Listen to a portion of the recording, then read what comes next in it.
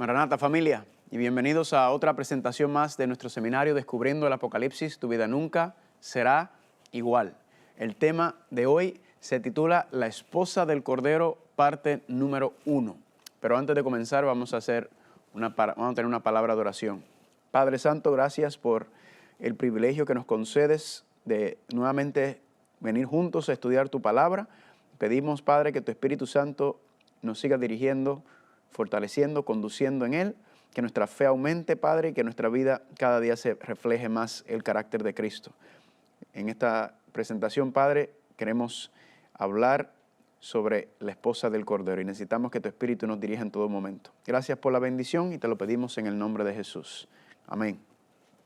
Muy bien, familia, durante este seminario hemos estado estudiando esta temática de Apocalipsis, ¿verdad? Una temática que nos está hablando sobre los eventos finales, la batalla final, la guerra final que se va a desatar en esta tierra.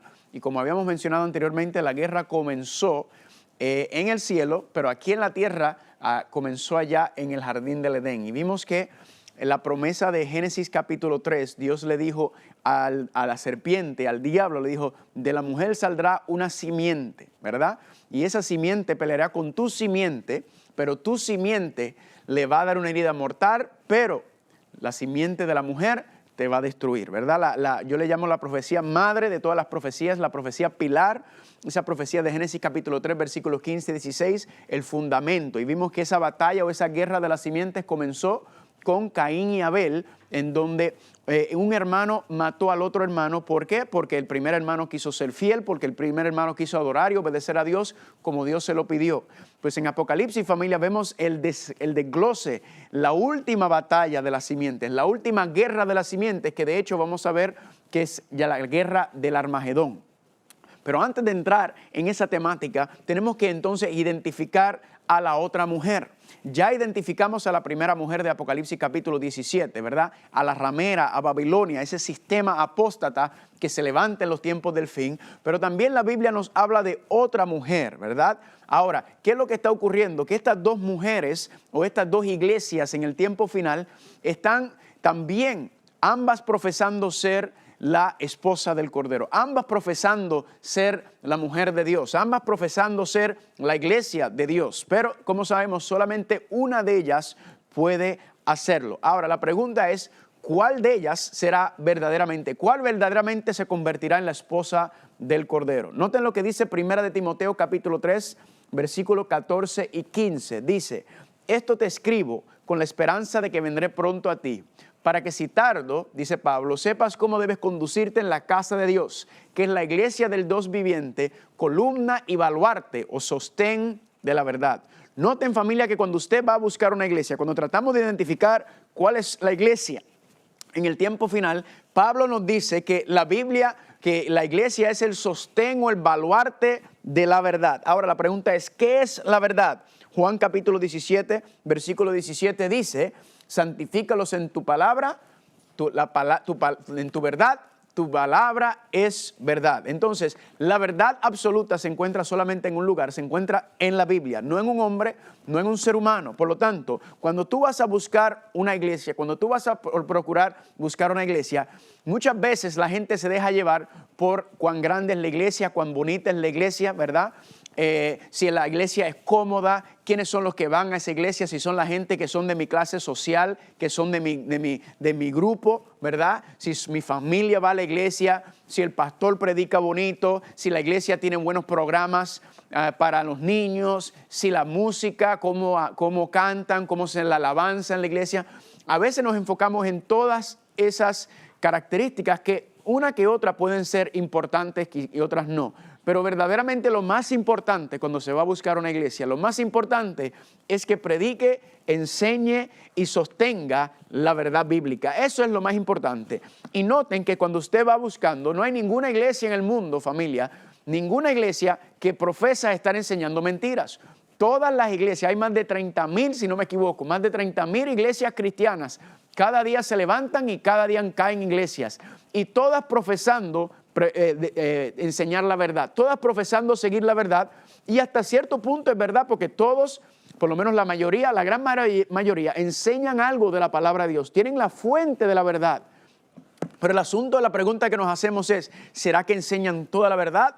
¿Cómo es este asunto? Bueno, cuando vamos entonces a la Biblia, vemos que ya este asunto de la iglesia, ¿verdad? De los engaños que iban a haber de los tiempos de antes hasta los tiempos finales siguen. Y por lo tanto, familia, cuando vas a buscar una iglesia, tú no pruebas al pastor, tú no pruebas la Biblia por medio del pastor, tú pruebas al pastor por medio de la Biblia. Tú no vas a una iglesia buscando la verdad, tú vas a la Biblia buscando la verdad y la Biblia te va a llevar para que encuentres y conozcas la verdadera iglesia donde Dios quiere, porque Dios siempre tiene su verdad, Dios siempre tiene un remanente, Dios siempre tiene un pilar que enseña todas sus verdades en el tiempo pasado como en este. Así que la pregunta es, ¿esto verdaderamente es una batalla por la verdad? ¿Es una batalla por enseñar y predicar la verdad contra predicar la falsedad? ¿Por qué? Porque todos no pueden estar profesando y predicando la misma verdad.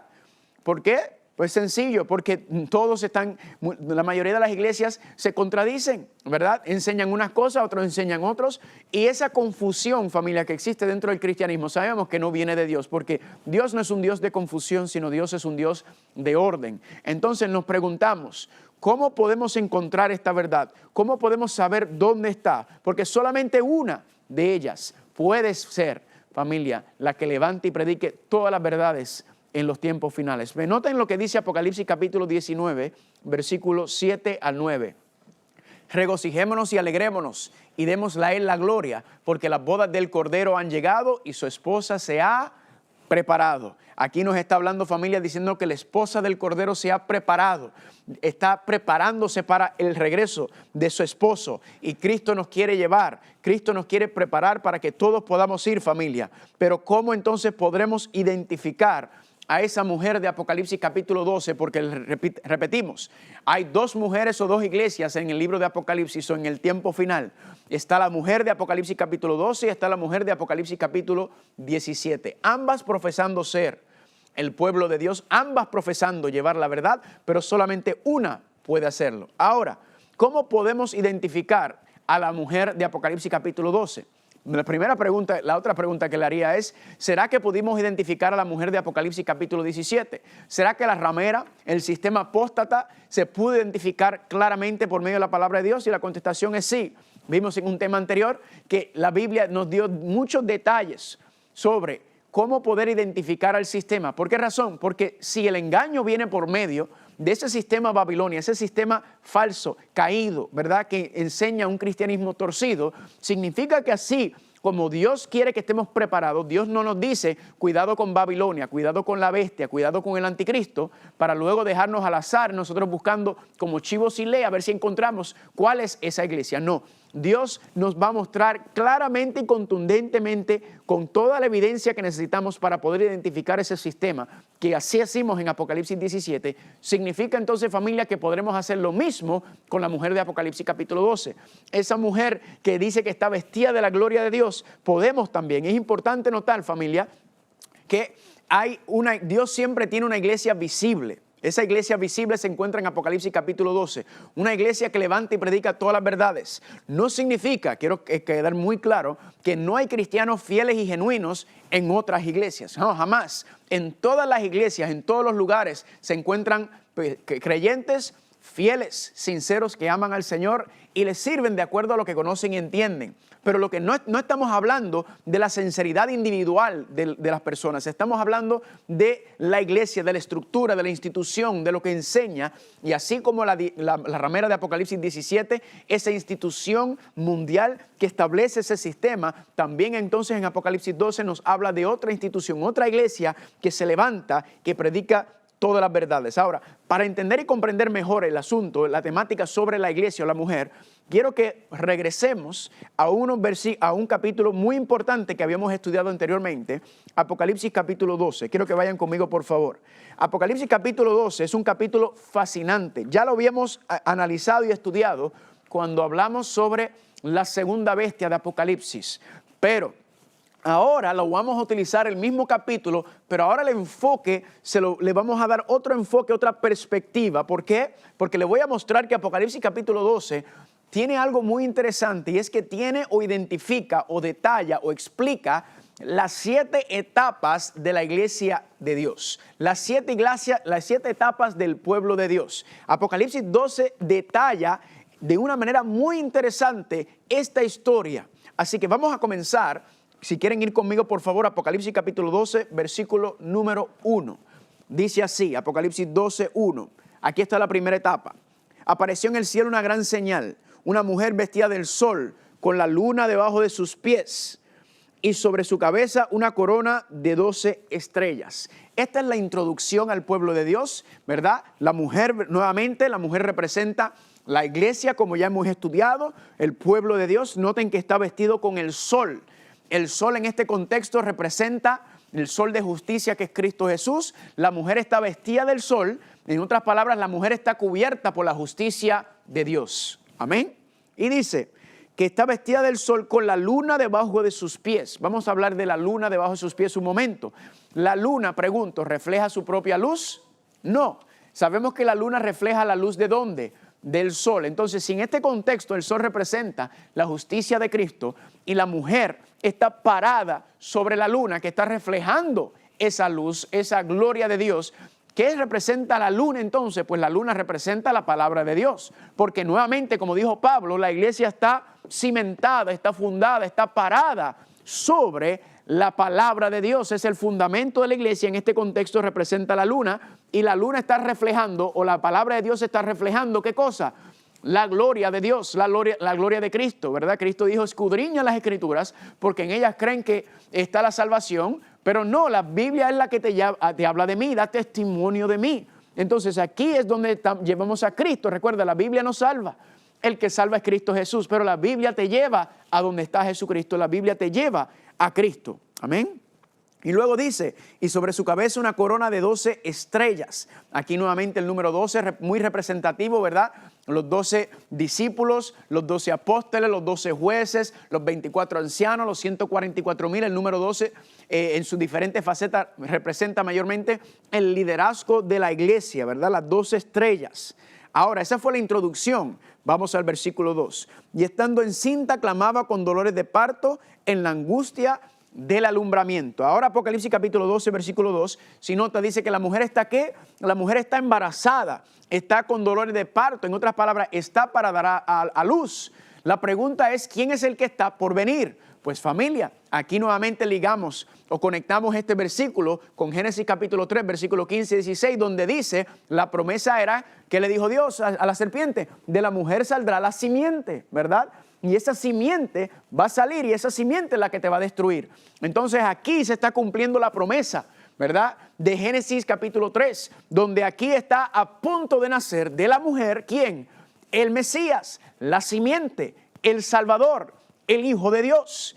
Dice, y estando encinta clamaba con dolores de parto en la angustia del alumbramiento. Ahora, este versículo 2 quiere decir que nos está identificando una etapa bien específica del pueblo de Dios, porque si Cristo aún no ha nacido, aquí en el versículo 2, ¿de qué está hablando? Este versículo 2 está resumiendo el pueblo de Dios dentro de Israel. ¿Están conmigo? Porque Cristo no ha nacido, así que cuando Cristo nace, sabemos que Él nace dentro del pueblo hebreo, dentro de Israel, dentro de Judá específicamente. Entonces, en el versículo 2, esta segunda etapa, la primera es la introducción, la segunda nos está hablando de la historia de Israel hasta el momento del nacimiento del Mesías. Noten el versículo 3, como dice ahora, Apocalipsis 12:3.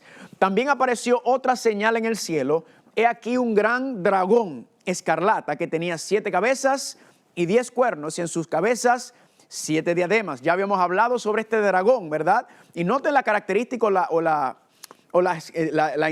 características, sí, de este dragón. Tiene 7 cabezas y 10 cuernos. Es interesante notar que la bestia de Apocalipsis, ¿verdad? Que tiene también 7 cabezas y 10 cuernos. ¿Qué es lo que estamos viendo? Pero aquí dice que es un dragón. Ya sabemos que el dragón es el diablo, según Apocalipsis capítulo 12 del 7 en adelante.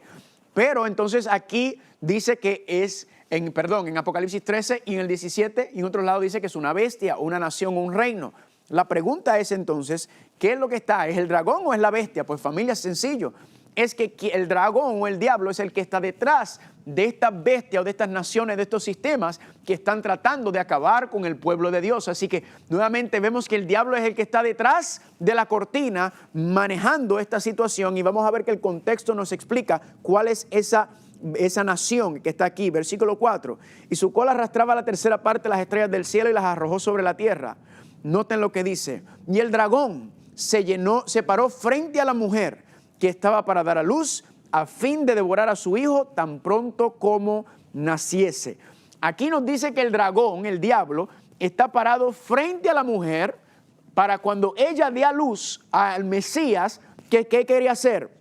Se lo quería devorar. Ahora le hago una pregunta: ¿estaba el diablo literalmente frente a María cuando María estaba para dar a luz a Jesucristo, para comerse a Jesucristo literalmente? No, sabemos que no es literalmente, sino que esto es simbólico, ¿verdad? Sino que está hablando, está representando el momento cuando Herodes hizo la matanza de los niños menores de 2 años, pensando que ese rey que iban a hacer le iba a quitar su reinado a él, aunque su reinado él era un monigote del Imperio Romano. Y aquí entonces vemos como nuevamente la bestia señala y dirige hacia el Imperio Romano en esta etapa inicial. Así que noten que versículo 4, todavía ahí ya Cristo nace, ¿verdad?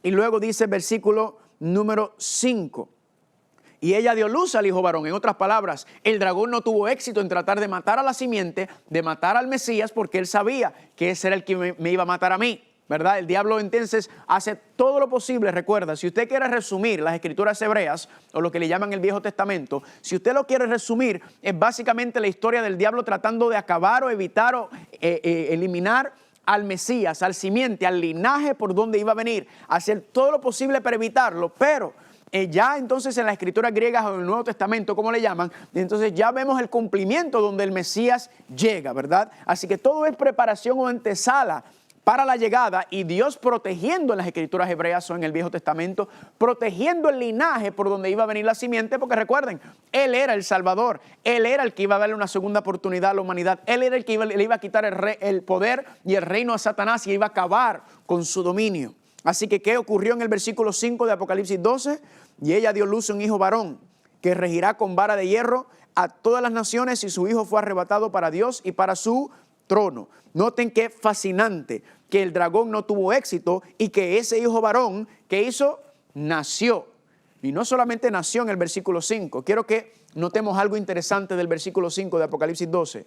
En Apocalipsis 12, 5 habla del nacimiento de Jesús, la vida de Jesús, la crucifixión y la muerte de Jesús, la resurrección de Jesús y la ascensión de Jesús. Toda la vida de Cristo, desde que nace en este mundo hasta que regresa al reino de los cielos, está resumido en el versículo 5. Y es importante notar o preguntarnos por qué. ¿Por qué es que Apocalipsis capítulo 12, 5 habla de toda la vida de Cristo desde que nace hasta que asciende? Es bien sencillo, porque el enfoque de Apocalipsis capítulo 12 no es en Cristo, no es en la simiente, no es en el Mesías, sino el enfoque del capítulo 12 es en la mujer, es en la iglesia, es el pueblo de Dios. Por eso le dije que el capítulo completo resume la historia del pueblo de Dios desde el inicio hasta el final. Y lo que vemos en el 5 es que solamente sí habla de ese acontecimiento en cuanto a la profecía cumplida con la simiente, pero el enfoque mayormente del Apocalipsis capítulo 12 es en la mujer, en el pueblo de Dios, en su iglesia. Vamos a seguir leyendo entonces. Dice el versículo 6, y la mujer o la iglesia huyó al desierto, donde tiene lugar preparado para Dios, para que allí la sustenten por 1260 días. Eso habíamos hablado. Esto es como un paréntesis, ¿verdad?, dentro del orden de este capítulo. Luego, en el versículo 5, recuerden que dice que Cristo ascendió. Y cuando Cristo ascendió, el versículo 7 dice, después hubo una gran batalla en el cielo. Miguel y sus ángeles luchaban contra el dragón, y luchaban el dragón y sus ángeles, pero no prevalecieron, ni se halló ya lugar para ellos en el cielo. Y fue lanzado fuera el gran dragón, la serpiente antigua, que se llama Diablo y Satanás, el cual engaña al mundo entero. Fue arrojado a la tierra, y sus ángeles fueron arrojados con él. Noten que en el orden cronológico de este capítulo, El versículo 5, Cristo ascendió al cielo. En el 6 es un paréntesis que vamos a regresar ya mismo. Y en el 7 nos habla, o básicamente nos está describiendo del 7 en adelante, lo que ocurrió en el cielo cuando Cristo ascendió. Lo que ocurrió en el cielo cuando Cristo subió al cielo. Dice que hubo una gran batalla, ¿verdad? Miguel y sus ángeles lucharon contra el dragón. Más adelante vamos a tener un tema sobre Miguel. Y vemos entonces que hay una batalla y muchas personas correctamente toman el versículo 7 al 9 y lo ponen a la primera vez que el diablo fue echado, sacado del cielo. Y correctamente hace referencia, pero el enfoque del versículo 7 en adelante es la segunda vez que Cristo ascendió al cielo, cuando le quitó el dominio, cuando le quitó la gobernación a Satanás, como ya habíamos hablado. En otras palabras, menciona ambas. Primero dice que el diablo fue echado fuera del cielo, ¿verdad? Y luego dice que el diablo fue echado a la tierra, arrojado a la tierra. Está recogiendo en ambos contextos, ambos eventos, la primera vez que fue echado del cielo por su rebelión y la segunda vez que fue cuando Cristo ascendió al cielo, cuando le quitó el dominio y el poder, porque Cristo lo venció, porque vivió una vida sin pecado y porque venció la muerte. Cristo asciende y Cristo recupera la gobernación de la tierra nuevamente, el segundo Adán, para restaurar la humanidad a los brazos de Dios. Y eso es lo que estamos viendo aquí. Y noten cómo se confirma que esto ocurre en la ascensión de Cristo, versículo 10. Entonces oí una gran voz en el cielo que decía: ahora ha venido la salvación, el poder y el reino de nuestro Dios y la autoridad de su Cristo, porque ha sido lanzado fuera el acusador de nuestros hermanos, el que nos acusaba delante de Dios de día y de noche. Confirmando nuevamente, Cristo asciende en el año 31, después de los 40 días con los discípulos, y el diablo es echado. Cristo ha entrado al cielo. Pero noten lo que dice el versículo número 12, Apocalipsis 12, 12. Por lo cual alegraos cielos y los que moran en ella. ¿Por qué el cielo está de fiesta? Sencillo, el cielo está de fiesta, familia, porque el diablo ya no está ahí. Ustedes se imaginan la nota discordante del diablo caminando en el cielo, señalando a Dios, señalando a los ángeles, señalando a los seres humanos. ¿Y sabe lo que está señalando el diablo a nosotros y usted y a mí? Como habíamos hablado en el tema de la victoria sobre el pecado, el diablo está señalando a los cristianos, señalándolo usted a mí, diciendo: estos cristianos prefieren vivir en la carne, estos cristianos prefieren vivir, les gusta el pecado, les gusta el mundo, señalando y acusando. Y por eso es tan importante esta generación final, lo que estábamos hablando, ese grupo, esos 144,000, esa gente, esas personas, esos hijos y hijas de Dios, que en el tiempo final van a pararse a decir: yo prefiero vivir en santidad, yo prefiero vivir en la gloria de Dios, yo no quiero, nunca quiero pecar. Y quieren reflejar y vindicar el carácter de Dios por completo aquí en estos tiempos finales. Es una cosa espectacular. Más adelante, cuando hablemos de la guerra del Magedón, vamos a volver a tocar esa temática. Así que, versículo 12. En los cielos está de fiesta porque el diablo fue echado por segunda vez. Luego dice el mismo versículo: ay de los moradores de la tierra y del mar, porque el diablo ha descendido a vosotros con gran ira, sabiendo que tiene poco tiempo. Aquí nuevamente hacer énfasis: el diablo fue echado a la tierra, ¿verdad? ¿Y qué pasa? Que ha descendido a vosotros con gran ira, sabiendo que tiene poco tiempo. Al Cristo vencerlo en la cruz del Calvario, la vida perfecta y la resurrección, el diablo sabe: ya mi tiempo está señalado, ya se va a cumplir la profecía. Así que el diablo, ¿qué viene a hacer? El diablo viene con la intención de decir: me voy a llevar a todo el mundo los enredados, los más que yo pueda, ¿verdad? No hay cosa más peligrosa que un animal herido, que no tiene nada que perder, un ser humano que no tiene esperanza, y ese es el diablo. El diablo sabe que su día va a llegar, así que el diablo, como quien dice, está haciendo todo lo posible por llevarse a cuanta gente arrastrada como puede. Versículo número 13. Cuando vio el dragón que había sido arrojado a la tierra, persiguió a la mujer que había dado a luz al hijo al hijo varón. Aquí entonces vemos nuevamente que el diablo fue echado. ¿Y qué hace? Bueno, ya no se puede desquitar con el hijo, ya no se puede desquitar con el Mesías. Ahora, ¿con quién se desquita su ira? Aquí dice claramente que empezó a perseguir a la iglesia. Así que analizando las etapas nuevamente, versículo 1 habla de la introducción. Número 2, el versículo 2 habla del pueblo de Dios hasta el nacimiento de Cristo. Versículo 3 habla entonces del imperio romano, ¿verdad? Cuando el imperio romano estaba a poder, el pueblo de Israel estaba bajo el yugo romano y nace Cristo. Y entonces cuando pasamos al versículo 13, eso sigue en pie, ¿verdad? Todavía está en pie el asunto del imperio romano, que ahora empieza a perseguir a los cristianos. El diablo ahora los utiliza para acabar con esta secta, ¿verdad? Con este grupo nuevo de cristianos, para exterminarlos. Pero ¿qué ocurre? Que mientras más cristianos mataban, más cristianos surgían por el testimonio de esos mártires que estaban en esos tiempos. Pero noten lo que dice el versículo 13. Y cuando vio el dragón que había sido arrojado a la tierra, persiguió a la mujer que había sido dado a luz al hijo varón. ¿Cuándo comenzó esta persecución? Pues si seguimos el orden cronológico e histórico, Cristo asciende en el año 31, que habla aquí, el diablo es echado en el año 31, así que esta persecución que nos está hablando aquí comenzó después del año 31, específicamente la persecución a la iglesia cristiana. Pero noten lo que dice el versículo número 14.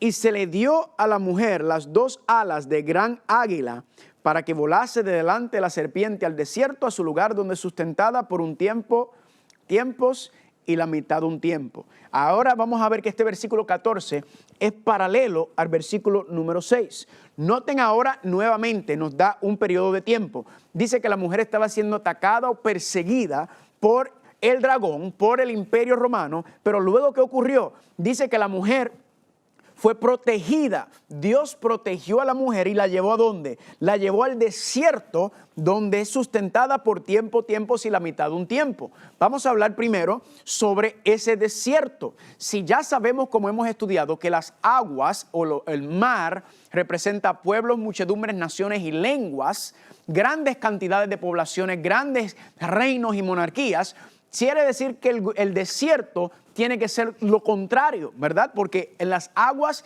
ahí representan muchas personas.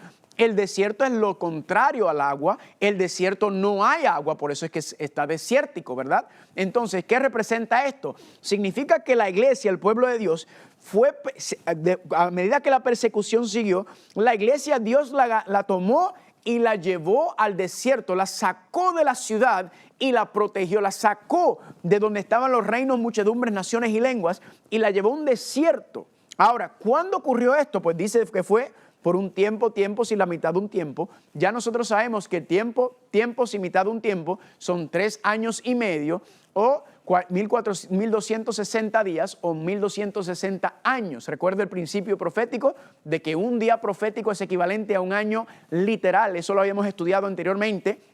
Y aquí estamos viendo entonces que ya tenemos ese periodo de tiempo, ya lo habíamos estudiado. ¿Cuándo comenzaron los 1260 años? Pues en el año 538, ¿verdad? Cuando se levanta el poder papal, cuando Justiniano le entrega, con el Códice Justiniano, le entrega el poder civil al papado. El poder civil ya tenía el poder religioso en el lado occidental del Imperio Romano, se levanta y ahí comienza la persecución de la misma iglesia persiguiendo a los cristianos.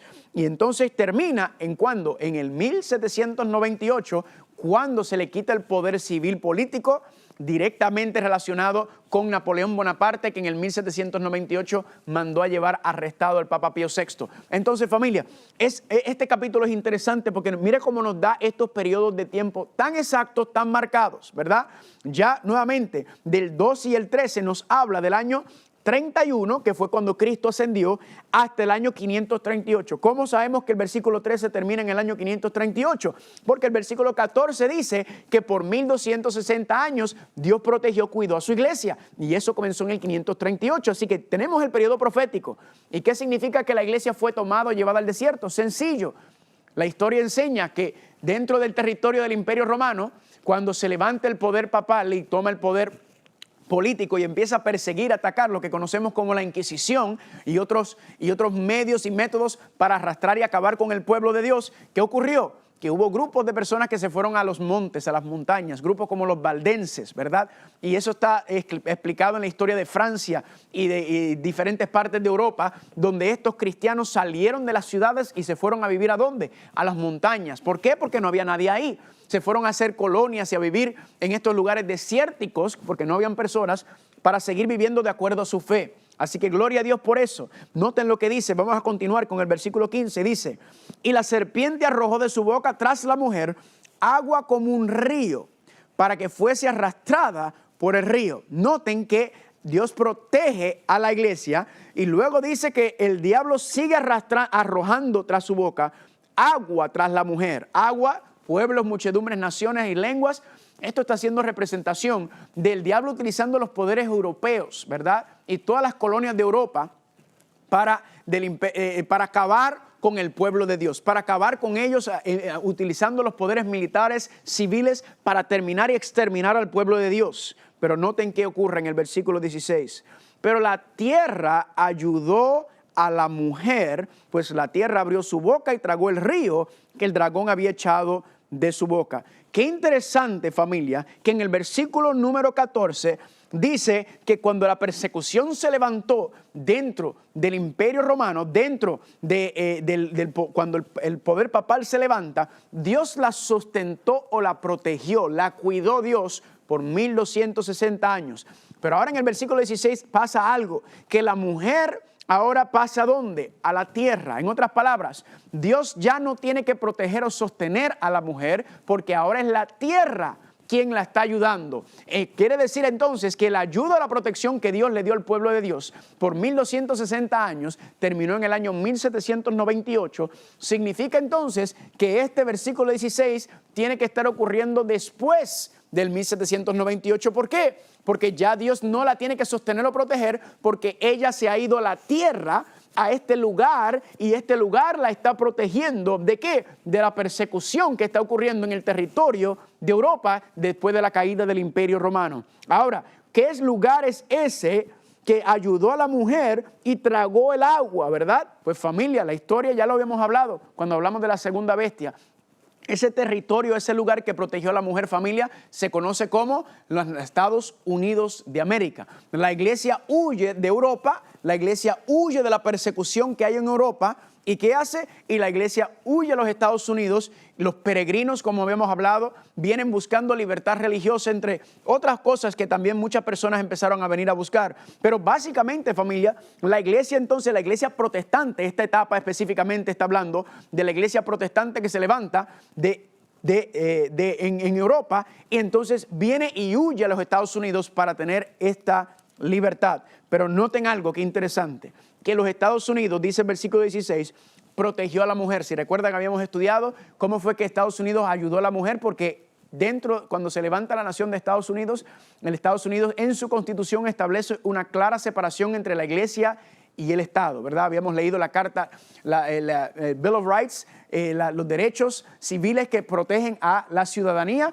y vimos que hubo una separación. La iglesia no establece o domina el Estado, y el Estado tampoco entra o domina en asuntos religiosos. Esos dos poderes están separados, unidos constitucionalmente, ¿verdad? ¿Para qué? Para evitar la persecución, porque cuando los fundadores de la nación Estados Unidos se levanta esta nación, ellos están buscando evitar los errores de Europa. Ellos están buscando evitar lo que pasó en Europa, que era que o el poder religioso dominaba el poder político, o el poder político dominaba los asuntos religiosos. Ellos dijeron: nosotros no queremos una nación así, queremos una nación diferente, especial, apartada de los errores de Europa, y por eso se levanta esa separación tan importante, fundamental para el éxito de los Estados Unidos de América. Pero, ¿qué pasa en el versículo 17? Dice: entonces el dragón se llenó de ira contra la mujer y se fue a hacer guerra. ¿Contra quién? Contra el remanente de la simiente de ella, los que guardan los mandamientos de Dios y tienen el testimonio de Jesucristo. Noten, familia, que en esta última etapa mencionada aquí, ya la séptima etapa, en la sexta la mujer huye a la tierra, está protegida dentro de los Estados Unidos después del año 1798, si lo hablamos proféticamente, cronológicamente. Pero ahora en el 17 nos está diciendo algo interesante. La mujer estando en la tierra, que dice aquí que el dragón se llenó de ira contra ella, contra la mujer, y le hizo la guerra en donde estaba. En otras palabras, familia, Apocalipsis 12, 16 y 17 nos está diciendo que Estados Unidos en su primera instancia protegió y cuidó a la iglesia, le dio libertad. Pero el 17 nos está diciendo que Estados Unidos se va a levantar en contra de esos principios y va a perseguir a la iglesia como se persiguió en Europa. En otras palabras, Estados Unidos le va a dar la espalda a la Constitución, específicamente a la primera enmienda de la Carta de Derechos, donde separa el Estado y la iglesia. Se van a unir nuevamente esos poderes en los Estados Unidos. Por eso se le llama la imagen de la bestia, cuando los poderes religiosos y políticos otra vez entren en conspiración para ir a atacar al pueblo de Dios. ¿Están conmigo o no están conmigo? Ahora, Ya vimos esas 7 etapas marcadas increíblemente, sabrosamente en la palabra de Dios. Es una cosa exquisita. Pero, ¿qué está diciendo aquí? No está hablando de la última etapa de la mujer. El versículo 17, la última etapa, lo que le llama el remanente, dice el resto, ¿verdad? Esa palabra remanente o resto significa lo que queda, la última parte del pueblo de Dios está siendo identificada, porque el versículo 17 está hablando de la última guerra que se levanta en contra de la iglesia, está hablando de la guerra del Armagedón.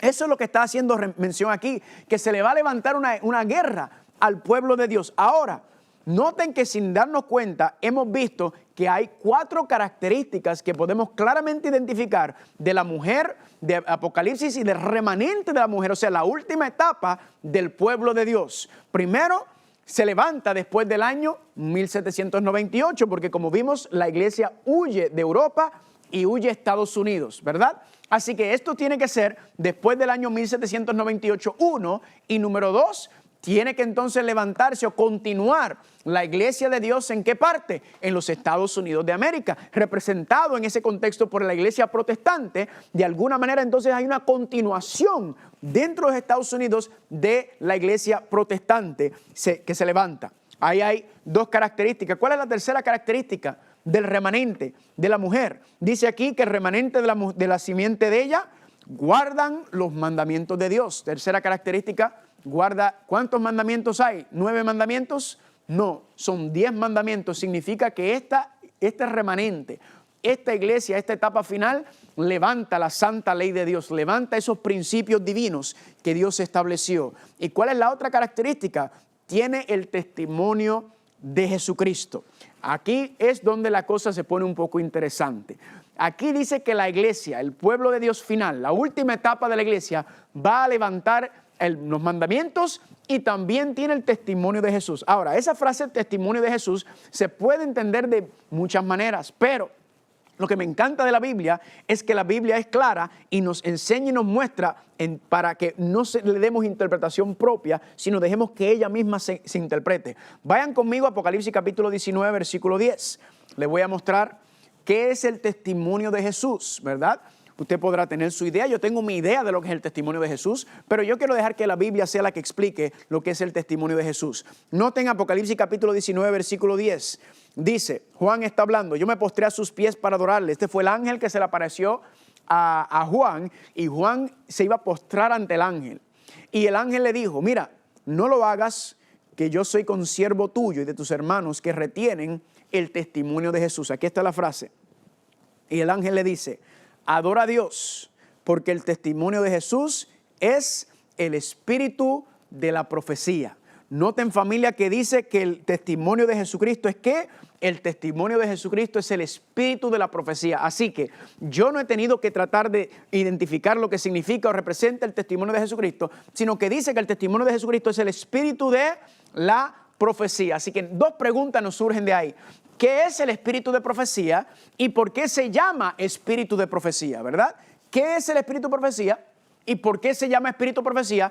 Al testimonio de Jesucristo. Hay un versículo que explica esto de una manera muy clara y muy sencilla, y es 2 de Pedro, capítulo 1, versículo 20 y 21. Dice, ninguna profecía de la Escritura es de interpretación privada. Digo, gloria a Dios por eso, ¿verdad? No es lo que yo digo, no es lo que dice mi papá, mi mamá, no es lo que dice el pastor, ni el ministro, ni el sacerdote, ni el vecino, ni el internet.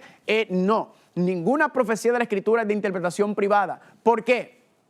Porque la profecía nunca vino en tiempo pasado por la voluntad del hombre. O sea, la profecía no es una invención o no tiene raíz en el ser humano, sino que los santos hombres de Dios hablaron siendo guiados por el Espíritu Santo. Vamos a analizar este versículo un momento. Dice aquí que la profecía no es de interpretación privada, la profecía tiene interpretación divina. La misma Biblia se explica, no es asunto de nosotros tratar de torcerlo. Y dice que la profecía no vino en tiempo pasado por la voluntad del hombre, sino que los santos hombres de Dios hablaron siendo guiados por el Espíritu Santo. Ahora le hago una pregunta. ¿Quiénes son los hombres y las mujeres de Dios que hablaron siendo guiados, que dieron profecía? Pues familia, eso tiene un nombre, se le llama ¿cómo? Profetas, ¿verdad? Los profetas son las personas que Dios utilizó y habló por medio de ellos para que ellos le hablaran al pueblo, para darle ¿qué? En este contexto está hablando de la profecía. La profecía vino que el Espíritu Santo se la dio al ser humano y el ser humano la compartió como mensaje de Dios. Aquí entonces está explicado claramente por qué se le llama el espíritu de profecía. El espíritu, ¿por qué? Porque viene del Espíritu Santo, y la profecía o la revelación de acontecimientos futuros es porque el Espíritu Santo dio esta revelación de eventos futuros. ¿A quién?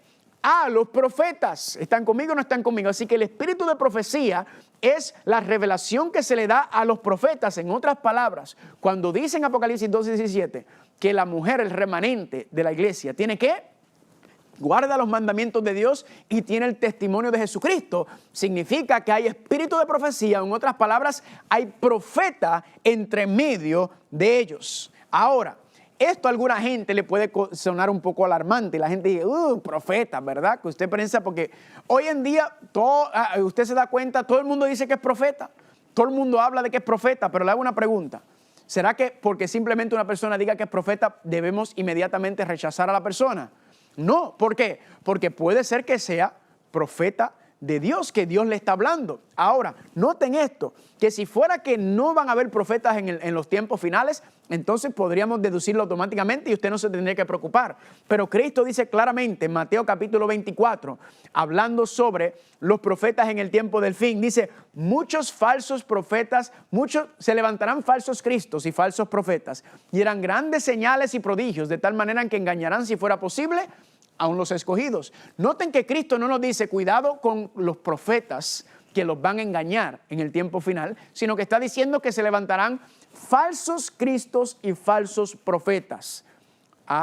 Quiere decir que si en el tiempo final van a haber falsos profetas, quiere decir que también van a haber profetas verdaderos. ¿Están conmigo o no están conmigo? ¿Por qué? Porque si era que no van a haber profetas, entonces Cristo simplemente diría, miren, no le hagan caso a nadie que diga que es profeta. Pero está diciendo claramente, cuidado con los falsos profetas, infiriendo que van a haber profetas verdaderos en el tiempo final. Miren cómo lo dice Hechos capítulo 2, versículo 17. Dice, y será que en los postreros días, dice Dios, derramaré de mi espíritu sobre toda carne, y vuestros hijos y vuestras hijas profetizarán. Fascinante, familia, lo que está diciendo aquí. Está diciendo que en los postreros días o en los tiempos finales van a ver que los hijos y las hijas profetizarán. Esto no es nada nuevo, porque si usted lee en la palabra de Dios, usted encuentra que siempre han habido profetas tanto masculinos como femeninos, ¿verdad? Profetas de Dios. No, transciende género, no es un asunto de género, es un asunto de que Dios envía su mensaje. Ahora, la pregunta que nos tenemos que hacer es, ¿por qué envía Dios profetas? ¿Cuál es la razón? ¿Cuál es el propósito de Dios enviar estos profetas? Noten lo que dice Segunda de Crónicas, capítulo 24, versículo 19. Y les envió profetas para hacerlos, ¿qué? Volver al Señor. En otras palabras, el profeta viene con un mensaje de ¿qué? De restauración. ¿Por qué? Porque si hay que volver es que nos hemos apartado. Sigue diciendo el versículo. Los cuales le amonestaron, mas ellos no ¿qué? Mas ellos no escucharon. Familia, la Biblia dice claramente que Dios no hace nada sin revelarle su secreto a sus siervos los profetas, y la razón por la cual Dios envía profetas es para hacer volver al pueblo de Dios. Significa que si Dios por medio de los profetas nos está amonestando, nos está llamando, nos está pidiendo que regresemos al camino, significa que el pueblo de Dios se ha apartado del camino, se ha apartado de las verdades de Dios, se ha apartado de seguir la palabra de Dios. Ahora sabemos por qué los profetas nunca son bien recibidos en la palabra de Dios. ¿Por qué? Porque es que nosotros somos tercos y nos gusta seguir nuestra propia voluntad. Nos gusta hacer nuestras cosas aún dentro del pueblo de Dios, aún dentro de la iglesia, y no nos gusta que nadie nos venga a decir que estamos mal.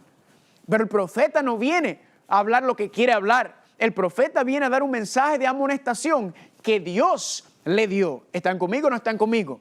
Ahora, ¿es importante escuchar a los profetas de Dios? Claro que sí, porque escúchame bien, si la persona es profeta y le está diciendo un mensaje a usted de que usted se ha desviado del camino, significa entonces que si usted no quiere escuchar al profeta de Dios, significa que entonces usted está en peligro de perderse. ¿Por qué? Porque usted se ha desviado del camino y el profeta te quiere ayudar para que vuelvas a caer en el carril de Dios, para que sigas en el camino de Dios y no vayas por la otra vía. Así que usted, cuando escucha sobre este concepto del profeta, usted tiene que estar pendiente, ¿será que el profeta es de Dios? Y ahí viene la próxima pregunta que nos tenemos que hacer. ¿Cómo saber si un profeta es verdadero o cómo saber si un profeta es falso? ¿Verdad? Primera de Juan capítulo 4 versículo 1 dice: amados, no creáis a todo espíritu, sino que probad los espíritus si son de Dios. Noten que tenemos que hacer ¿qué? Probar los espíritus, porque muchos falsos profetas han salido por el mundo. Es que entienda bien, hermano, hermana, algo. El Espíritu Santo es el que le da la profecía a los profetas, el espíritu de profecía. Pero aquí Juan nos advierte y nos dice que no todo espíritu que habla por medio de los profetas es el Espíritu Santo. ¿Por qué? Porque así como está el verdadero Espíritu de Dios que habla por medio de sus verdaderos profetas, así también nos está advirtiendo que hay falsos profetas que son dirigidos por falsos espíritus o espíritus inmundos, espíritus caídos, ángeles o demonios, que también dicen ser profetas y también dicen tener un mensaje de Dios. Entonces la pregunta que nos hacemos es: ¿cómo saber si un profeta es verdadero? Hay que probar al profeta. Le pregunto, ¿con qué vamos a probar a ver si un profeta es verdadero o falso? Isaías capítulo 8 versículo 20 es una de esas pruebas. A la ley y al testimonio, si no dijere conforme a esto, es porque no les ha amanecido. En otras palabras, si una persona dice que es profeta, si una persona dice que Dios le ha dado un mensaje para ti o para el pueblo de Dios, y esa persona no vive de acuerdo a la ley y al testimonio, si esa persona no predica de acuerdo a la ley y al testimonio lo que está diciendo, en otras palabras, si lo que la persona dice o su vida contradice lo que está establecido en la palabra de Dios, si lo que la persona dice contradice o no va conforme a lo que dice aquí, entonces, familia, ese mensaje no viene de Dios. ¿Por qué? Porque Dios no está en contienda consigo mismo. El Espíritu Santo no va a venir a dar un mensaje contrario a lo que ya ha dado establecido. Dios no se contradice. Entonces, esto es sumamente importante, sumamente vital para entender este asunto. ¿De qué? De que tiene que ir de acuerdo a la palabra de Dios, a la ley y al testimonio, a la ley y los profetas. No puede contradecir. Y esto también, familia, nos lleva a otro versículo, porque hay veces que la gente dice: los profetas, si hacen señales y milagros y prodigios. Eso es una amonestación, eso es una demostración de que esa persona es profeta de Dios. Pues miren lo que Cristo advirtió sobre esto en Mateo capítulo 7, versículos 21 y 23. ¿Qué dice Cristo?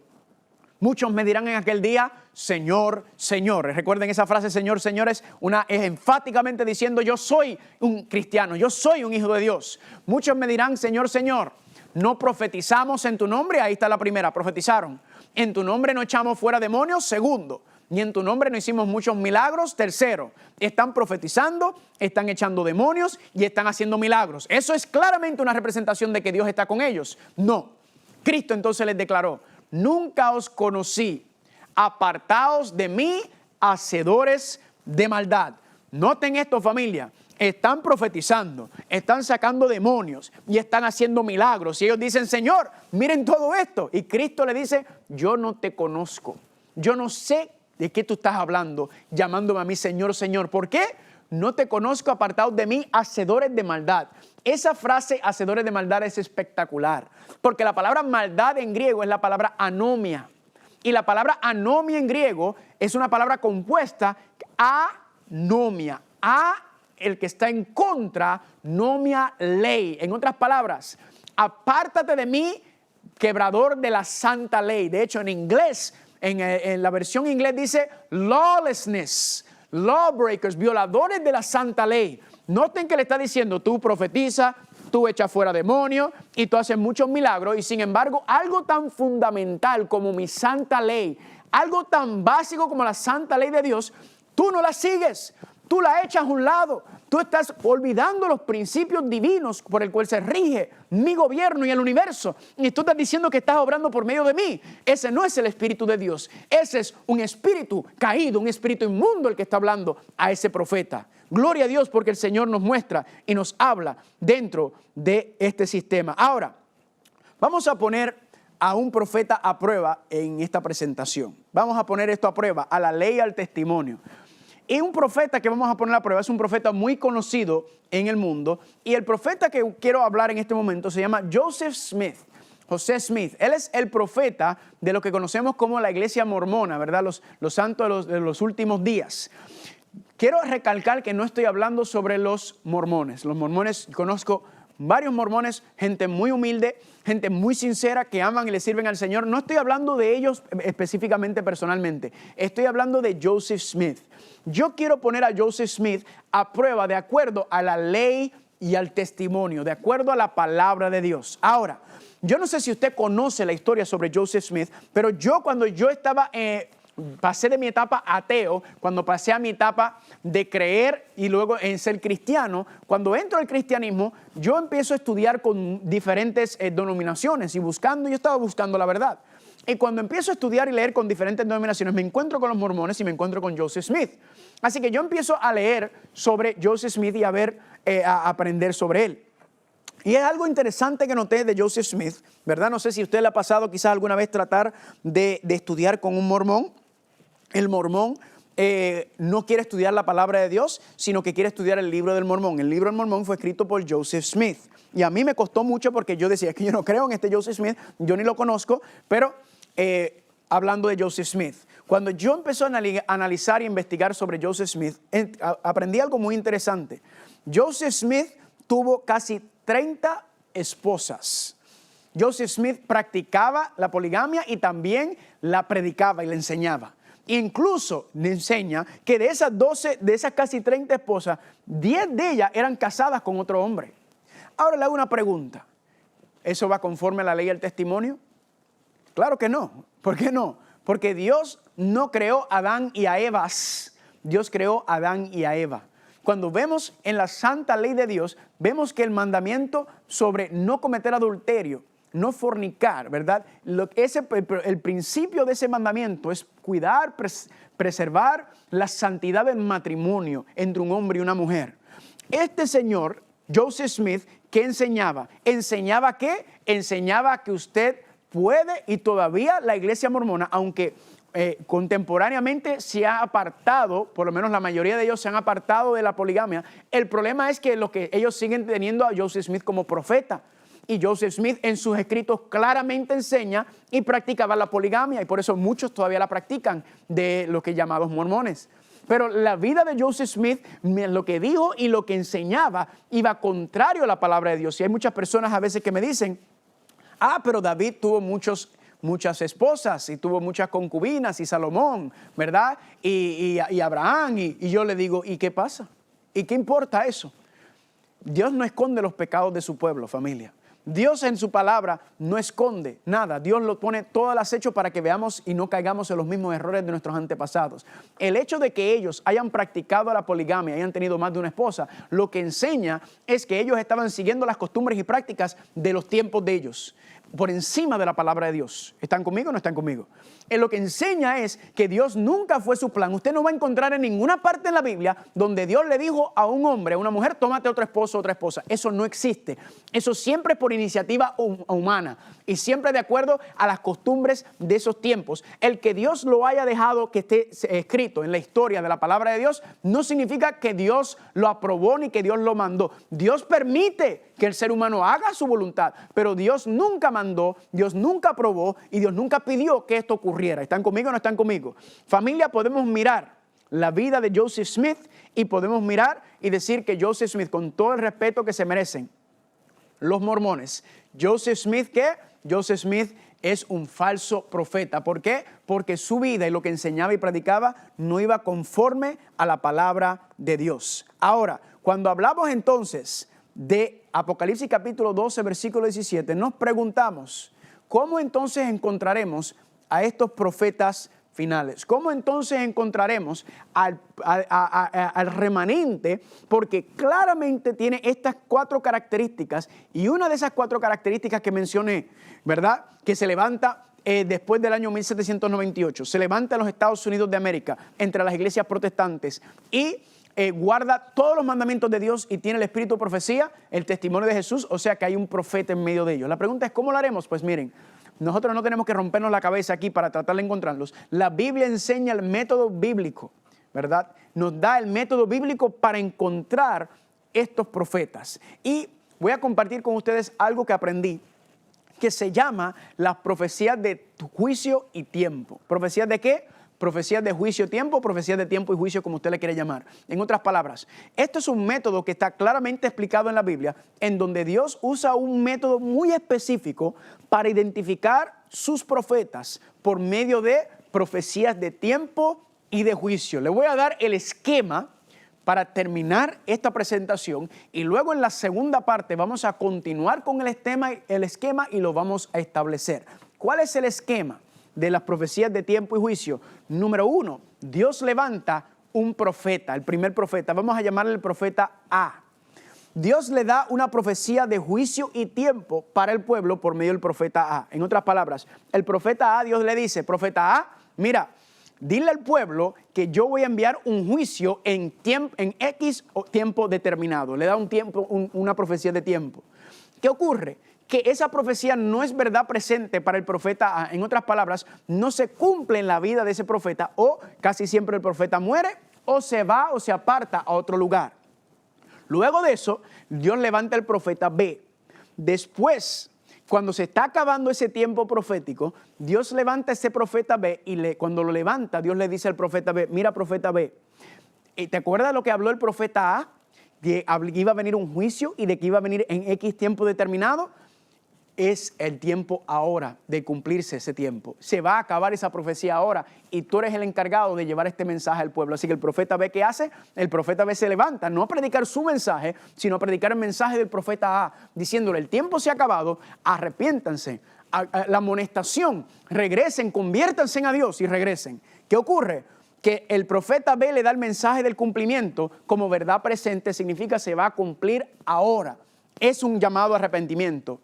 Y la última parte, ¿qué ocurre? Se acaba el tiempo determinado y ¿qué cae? Cae el juicio. Y cuando cae el juicio de Dios al final de ese tiempo marcado, Dios saca un remanente para continuar, para seguir con la misión. ¿Están conmigo? Muy sencillo este esquema. Dios llama al profeta A, el profeta A se levanta, el profeta A Dios le da un mensaje de juicio y tiempo para darle al pueblo. No es verdad presente para él y él casi siempre se muere o se va. Luego se levanta el profeta B cuando se está acabando el tiempo profético para decir, dile al pueblo que ese tiempo profético, el juicio que profetizó el profeta A, se va a cumplir ahora. Y dáselo, ¿como qué? Como verdad presente. Esto va a ocurrir. ¿Y qué ocurre? Exactamente. Dios llama a una amonestación, al arrepentimiento, llega el juicio.